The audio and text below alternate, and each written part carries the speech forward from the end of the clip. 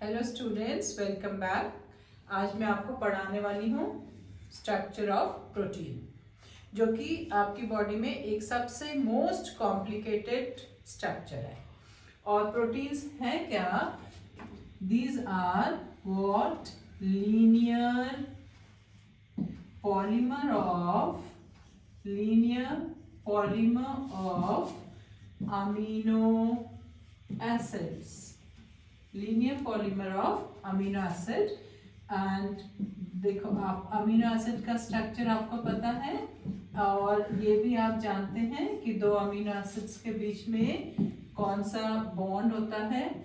सो ये this is, अगर आप भूल गए हो तो फिर आपको बताती हूँ। दिस इज पेप्टाइड और amide bond, and this is what?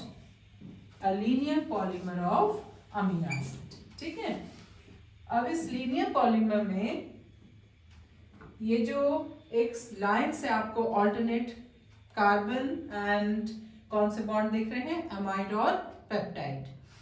तो इस लीनियर पॉलीमर जो कि कहाँ सिंथेसाइज होता है? This is synthesized on, this synthesizes on the surface of ribosome along with endoplasmic reticulum। इसको, इस स्ट्रक्चर को हम कहते हैं प्राइमरी, क्या कहते हैं आप इसको? Primary protein. ठीक है, दिस इज प्राइमरी प्रोटीन। इसके पास में दो टर्मिनल हैं। आप देख रहे हैं, इस प्रोटीन के दो एंड हैं। One side of it has nitrogen, और इसको हम कहते हैं, this is called an terminal, and the other side of it has COOH bond, जिसको हम कहते हैं, this is C terminal। This is the simple structure of a primary protein, and most of the proteins are not functional at this stage। ये newly formed protein है जो कि functional नहीं होती 99.9%। proteins are functional mostly in tertiary stage। Protein जो है अपनी complexity के हिसाब से फंक्शनल होती है। तो चलिए, हमने प्राइमरी कहा तो उसका मतलब सेकेंडरी स्ट्रक्चर भी होगा। तो ये तो हमारा था फर्स्ट पॉइंट। अब सेकेंड पॉइंट में हम पढ़ेंगे कि प्रोटीन, अगर जब ये प्राइमरी प्रोटीन जो ये लीनियर स्ट्रक्चर है, when there is a folding, अब ये इसमें कोई और केमिकल एडिशन नहीं होगा, ओनली फिजिकल चेंजेस इसमें आएंगे। तो ये जो लीनियर पॉलीमर है, this start changing itself physically, तो ये स्पाइरल होना स्टार्ट हो जाता है। तो then it forms which structure? It forms what? Secondary protein. ये क्या बनाने वाला है? सेकेंडरी प्रोटीन्स बनाएगा। सेकेंडरी प्रोटीन्स हमारी दो टाइप की होती हैं। ये क्या है? दिस इज स्पाइरली, ये स्पाइरली अरेंज्ड स्ट्रक्चर है। और ये स्पाइरली अरेंज स्ट्रक्चर भी आपका दो टाइप का हो सकता है, alpha helix and beta helix. ये आया तो आपका alpha helix and beta helix, alpha and beta. Alpha helix में जो फोल्डिंग है, ये हेलिकल स्ट्रक्चर बनाने वाला है। ये कौन से फैशन में है? Right handed. ये राइट हैंडेड ऑर्डर में जब प्रोटीन का मॉलिक्यूल क्या करेगा? कॉइल करेगा in a right handed fashion. और एक साइड आपका एन टर्मिनल, एक side C terminal. Beta helix में ये क्या है? Left handed. This is what? Left handed order में जब ये स्पाइरली कॉइल करेगा, then it is called what is? Beta helix.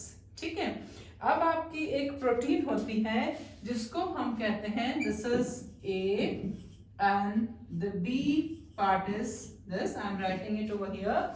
This structure is in which manner? Zig-zag manner.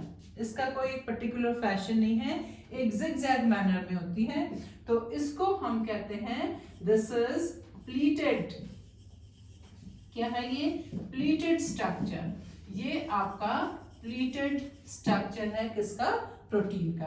तो अगर प्रोटीन का मॉलिक्यूल आपके किस फॉर्म में है, या तो अल्फा हेलिक्स में है या बीटा हेलिक्स में है, या उसने एक जिगजैग स्ट्रक्चर बना दिया, सम टाइम अल्फा दूसरे टाइम बीटा, तो इन स्ट्रक्चर को इसको हम कहते हैं pleated, and such kind of a protein is called what is secondary protein. अब आपको सिंपली क्या पढ़ने हैं, इसके कुछ एग्जाम्पल पढ़ने हैं किसके? सेकेंडरी प्रोटीन के।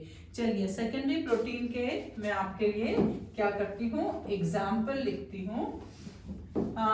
तो I hope you have understood कि व्हाट इज सेकेंडरी प्रोटीन। देखो प्राइमरी प्रोटीन के स्ट्रक्चर में क्या आ गया, फिजिकल कंफर्मेशन में उसका क्या आ गया, डिफरेंस आ गया। तो ये हमारे एग्जाम्पल हैं किसके? स्पाइरली अरेंज प्रोटीन के। देखो सबसे पहला एग्जाम्पल है इसका, दिस इज मायोसिन। आपको पता है ये कहाँ मिलती है प्रोटीन? आपकी मसल्स में। Then you have this is keratin, जो कि मोस्ट अबंडेंट एनिमल प्रोटीन है। ये क्वेश्चन आपको लास्ट ईयर नीट के एग्जाम में भी आया था, ठीक है। Then you have meromyosin, that is also an example of what? बीटा। ये आपका स्पाइरली अरेंज प्रोटीन का एग्जाम्पल है।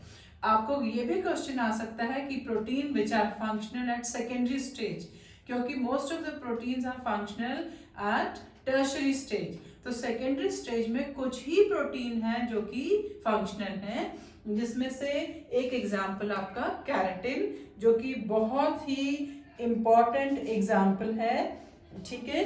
तो ये आपका आ गया keratin, myosin and tropomyosin. This is tropomyosin. ये आपके एग्जाम्पल हैं, ठीक है। अब जिगजैग प्रोटीन में जो है there are very few example. This is fibroin. Fibroin protein is found in case of what? Silk fibre. किस में मिलती है? Silk fibre, which is a secretion of the insect. Fine, जो सिल्क का insect है वो ये प्रोटीन सेक्रीट करता है। सो ये मैंने आपको एग्जाम्पल बताए किसके? सेकेंडरी प्रोटीन, जिसमें से सबसे इंपॉर्टेंट एग्जाम्पल है आपका कैराटिन। फाइन, चलिए अब the last structure of protein is what? Tertiary protein। जो tertiary protein है वो और complicated structure है। आपने देखा कि जब एक लीनियर पॉलीमर था प्रोटीन का, तो हमने उसको बोला कि ये प्राइमरी प्रोटीन है। आपने ये N टर्मिनल बनाया और ये C terminal, primary protein. Secondary protein में क्या हुआ? This is N terminal and C terminal. It was primary, this was secondary. अब tertiary protein में क्या होने वाला है कि ये structure this further coil and forms a hollow woolen ball like structure. ये this further coils and it forms a hollow woolen ball like structure। बिल्कुल, और ये जो स्ट्रक्चर है this is 3D structure, 3 dimensional structure बन जाएगा। And proteins are functional at this stage. Most of the protein, जितने भी आपके ये most of the proteins are functional at this stage. ये क्या है? ये फंक्शनल एट 3 डायमेंशनल स्टेज, जो कि हमारी टर्शरी प्रोटीन है। और आपके एंड ऑल एंजाइम्स, जितने भी आपके एंजाइम्स हैं ये भी इसी स्टेज में फंक्शनल होते हैं। Fine. तो this is the most complicated structure and it has many kind of bonds. देखिए आपके एनसीईआरटी में नहीं है, लेकिन अगर आप फिर भी पढ़ना चाहते हैं तो इसमें ये जो स्ट्रक्चर है प्रोटीन का टर्शरी स्ट्रक्चर, इसमें बहुत सारे बॉन्ड होते हैं। इसमें आपके हाइड्रोजन बॉन्ड होते हैं, इसमें आपके डाइसल्फाइड बॉन्ड होते हैं, इसमें आपके नेचुरली बिना पेप्टाइड बॉन्ड के तो कुछ नहीं होगा, पेप्टाइड बॉन्ड्स होते हैं। Then it also has ionic bond, then it has hydrophobic, this is इसमें हाइड्रोफोबिक बॉन्डिंग भी होती है। तो आप मेरा एक वीडियो है जिसमें मैंने टाइप्स ऑफ बॉन्ड पढ़ाए हैं, अगर आप मेरा वो वीडियो देखेंगे तो you will come to know about all these bonds. आप देखिएगा उस वीडियो को, दैट इज वेरी इंपॉर्टेंट और very informative video.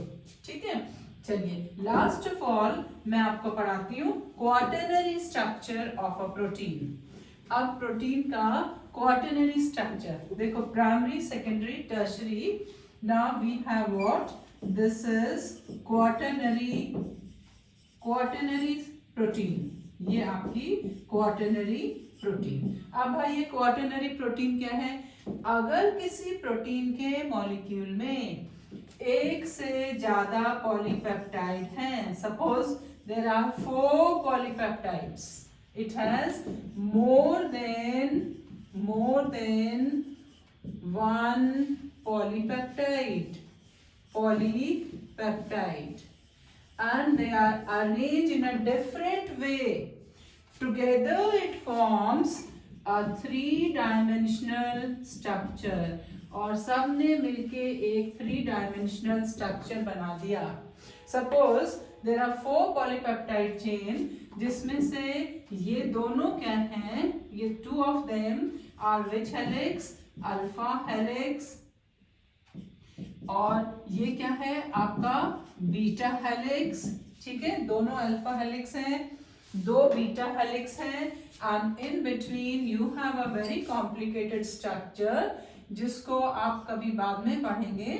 This is iron porphyrin complex, ये आयरन पोरफायरिन कॉम्प्लेक्स है। और this whole structure you all know the name of the structure is nothing but haemoglobin, है ना। अब देखो ये हीमोग्लोबिन क्या है, कौन सी प्रोटीन? क्वाटरनरी प्रोटीन है, जिसमें 4 पॉलीपेप्टाइड चेन है और एक क्या है, पोरफायरिन कॉम्प्लेक्स है। ठीक है, तो इस प्रोटीन को हम क्या कहेंगे? Quaternary protein. ऐसे ही एक और एग्जांपल हमारे पास में है, जैसे कि insulin. Insulin is also such an example, जिसमें 3 पॉलीपेप्टाइड हैं, A, B and C. There are 51 amino acids all together in A and B. C में C पेप्टाइड की एक अलग इंपॉर्टेंस है, वो भी आप बाद में पढ़ेंगे। तो मैंने आपको क्या पढ़ाया? Structure of protein. और प्रोटीन का स्ट्रक्चर किस बात के ऊपर बेस करता है? उसकी कॉम्प्लेक्सिटी के ऊपर।